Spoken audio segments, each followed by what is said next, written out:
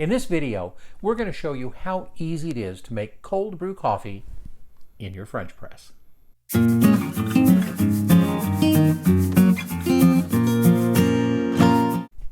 Hello and welcome. I'm Scott Fisher with HomeGrounds, where our mission is to help you brew better quality coffee right at home. If you haven't already, please subscribe to our YouTube channel and let us know in the comments if you've got questions or suggestions on things you'd like to see. Cold brew coffee is loved by millions for its deep flavor, but also its great smoothness. The reason for both? Cold brew uses time rather than temperature for its extraction. The result is an absence of the bitter and acidic compounds that sometimes are extracted through hot brewing. In addition, cold brew is probably the simplest way there is to brew coffee. Just combine coffee and water, wait 12 to 24 hours, and strain. That's literally all there is to it. At the end of that time, you've got a concentrate that's naturally low in acid and bitterness, and which can last a week or two in your refrigerator. When you're ready to drink, add water, and you've got great coffee in seconds. One significant difference, cold brew typically uses a water to coffee ratio of between 4 and 5 to 1. To make cold brew in your French press, this is all you need. A French press, of course, a scale for weighing out your beans, at least 100 grams of coffee that you like well enough to drink for a week, and 500 milliliters of room temperature water. First, weigh your beans. For this pot, we're using 100 grams of an organic French roast. French press, French roast, right? We've used one of our favorite beans for the French press, the organic Sumatra from Sleepy Monk. We've ground this coffee several steps coarser than we normally would for the French press because, of course, using it in cold brew, you need to have the higher grind size for proper extraction. Next, put your coffee into the French press. Pour in 500 milliliters of water, being sure to wet all the grinds, and then just use the back of your spoon to make sure that the grinds are all submerged in the water. You want to do this fairly gently. Too much agitation, some people believe, can add to the bitterness. Just cover your French press and let it sit in a cool part of the kitchen for 12 to 24 hours. The longer you let it rest, the stronger the concentrate will be. Welcome back. It's been a little over 20 hours since we put our French press cold brew together, so it's time to decant. Now, a lot of people, when they make cold brew, they like to decant through another filter. You either strain it through cloth or through a coffee filter. But because the French press has its own little mesh filter in it to begin with, some people do that. I'm going to try that because I'm used to French press. Now, what are the trade-offs in here? You are going to get some of the fines and some of the grit, some of the sediment that you're used to from brewing in a French press. But it's also simple. The other thing, you'll notice that I am not pushing the plunger all the way down. And why is that?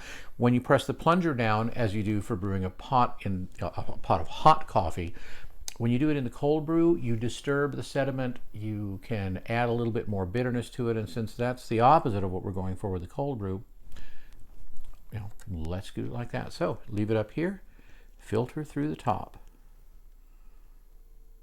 And yes, the coffee is going to slide. Boy, it looks syrupy here. This is incredible. Now this can take several minutes, so we won't make you watch all of it. We'll go ahead and cut, and thanks to the miracle of YouTube, we'll come back after this is finished. So took a couple of minutes of holding this and getting the coffee to drain into it.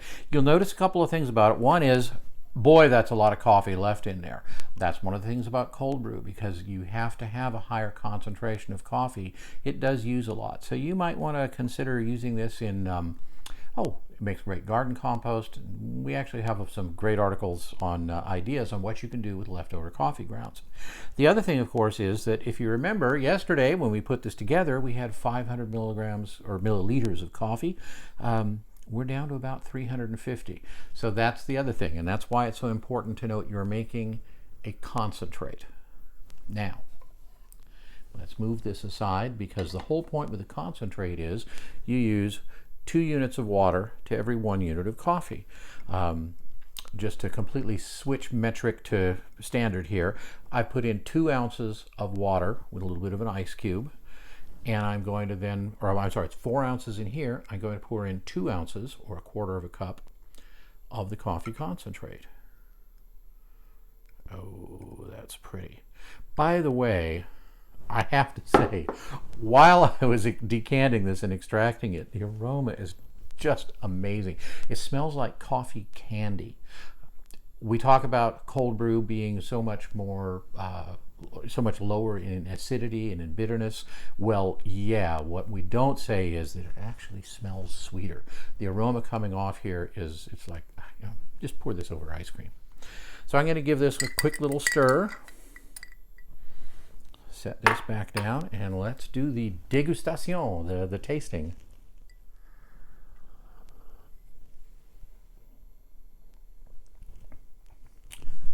It tastes like coffee candy too.